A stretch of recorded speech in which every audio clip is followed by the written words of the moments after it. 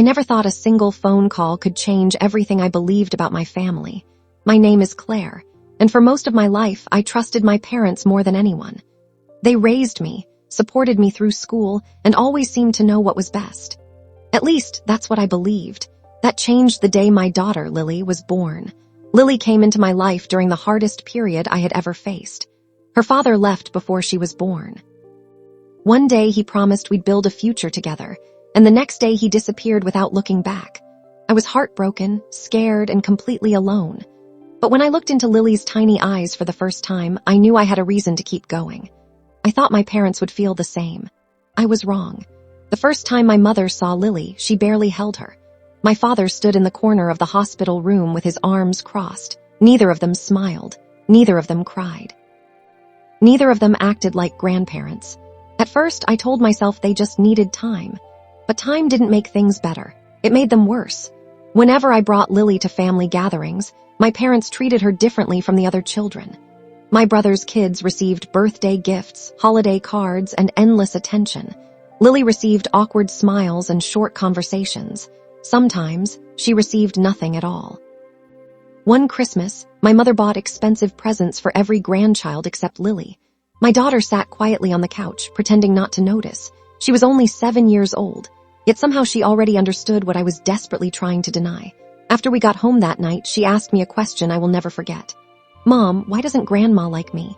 The words hit me harder than anything. I sat beside her bed and wrapped my arms around her. "Grandma does like you," I lied. Because I didn't know what else to say. As the years passed, the distance grew larger. My parents rarely called. They never offered to babysit. They missed school events, birthdays, and dance recitals. It was as if Lily existed outside the family circle. Eventually, I confronted them. One Sunday afternoon, I drove to their house alone. I sat at their kitchen table and finally asked the question that had been haunting me for years. "Why do you treat Lily differently?" The room became silent. My mother stared at her coffee. My father looked out the window. Then my father spoke. His voice was cold. "Because she's not really family." For a moment, I couldn't breathe. "What?" He didn't even hesitate. "She's not part of this family the way the others are." I felt my heart pounding. "She's my daughter," my mother sighed. "We just never accepted the situation, Claire." The situation, that was how they described my child, not Lily, not their granddaughter. A situation. I stood up immediately. I left without another word. That day, I made a decision. If my daughter wasn't family to them, then they didn't deserve to be family to us. I stopped calling. I stopped visiting. I stopped trying. For the first time in years, life became peaceful. Lily and I built our own traditions. We spent weekends hiking. We watched movies together. We baked cookies late at night and laughed when we burned them. Slowly, she became happier. And so did I. 3 years passed. We barely heard from my parents. Then one rainy Tuesday afternoon, my phone rang. The caller ID showed an unfamiliar number. I almost ignored it, but something told me to answer. "Hello, is this Claire Morgan?" "Yes, this is St. Joseph Medical Center." My stomach tightened instantly. Hospitals never call with good news. The woman continued. "We need to discuss an emergency regarding your father." My heart dropped. No matter how distant we had become, he was still my father. "What happened?" "He suffered a severe cardiac event this morning." I sat down immediately. "Is he okay?" "He's alive, but there are complications." Woman paused, then she said something unexpected. "We've been trying to reach family members regarding a possible donor match." I didn't understand. Donor match? Your father's condition requires a highly compatible donor. I swallowed hard. "We tested immediate family members." Silence that followed felt strange. Then she continued. "Your daughter appears to be the closest match." I froze. "What?"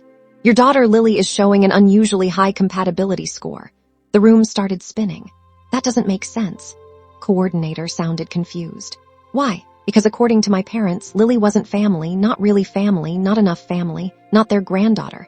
Yet somehow she was the closest biological match." My mind raced. Something wasn't adding up. I drove to the hospital immediately. Questions filled my head during the entire trip. When I arrived, I found my mother sitting alone in the waiting room. She looked older, smaller somehow. The moment she saw me, tears filled her eyes. I hadn't seen her cry in years. "We need to talk," I said. She nodded. We sat in silence for several seconds. Then I asked the question. "Why is Lily such a close match?" My mother's face turned pale. She looked away. That was when I knew there was something she had been hiding, something big. "Mom," she remained silent. "Tell me." Her hands started shaking. Then finally, she broke. 30 years of secrets came pouring out in a single conversation. Before I was born, my parents struggled to have children. For years, they tried everything. Nothing worked. Eventually, they turned to a private fertility clinic. A donor was involved, a fact they kept hidden from everyone, including me. My father was not my biological father. The words hit me like a freight train. I sat there speechless. My entire identity suddenly felt uncertain. My mother cried as she spoke. She admitted that my father never fully accepted the truth. He loved me, he raised me, but deep inside he carried resentment. Resentment toward the situation, resentment toward the secret, resentment toward the reminder. And when Lily was born, those feelings returned. She wasn't the problem, she had never been the problem. She simply reminded him of something he spent decades trying to forget. Tears rolled down my face. Years of confusion suddenly made sense. The birthdays, the distance, the coldness. The rejection, none of it was Lily's fault. None of it was my fault. It was a wound my father never healed. Hours later, I finally walked into his hospital room. Machines beeped softly around him. He looked weak, older than I had ever seen him. When he opened his eyes and saw me standing there, tears immediately appeared. I had never seen my father cry before, not once. "Claire," he whispered. I didn't know what to say. For several moments, neither of us spoke. Then he surprised me. "I'm sorry." Simple words, words I had waited years to hear. "I'm sorry for everything."